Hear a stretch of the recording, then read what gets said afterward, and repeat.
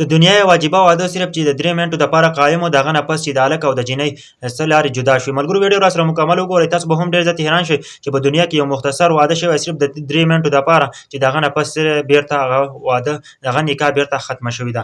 ملګرو دا واقعه راغلې ده په کویت کې کوټ میرج کېږي، د هغه نه پس چې دی نو کوټ میرج کېږي، ټول خوشحاله دي، ښځه د خاوند او د ښځه را روان دي. ملګرو په دې کوټ کې یوه پړوی ده چې کله په دې پړوی باندې را روان دي که نه او ایسته کې دا جینۍ راولوېږي. چې کله دا جینۍ راولوېږي نو دا هلک ورته وایي که نه وایي بېوقوفې ته راولوېږي، هغه ایسته کې پاسي بیرته او بیرته څه لاړ شي کوټ ته لاړ شي. چې کله بیرته کوټ ته لاړ شي که نه ملګرو هلته عدالت کې بیا درخواست ورکړي که نه په کوټ کې درخواست ورکړي او وایي چې زه د دې نه ځان ازادومه. ملګرو دا نکاح بیرته ماتومه، ایسته کې لاړ شي جج وله څه کړي درخواست وله منظور کړي او ایسته کې دا څه بیرته آزاد شي، لارې جدا جدا شي.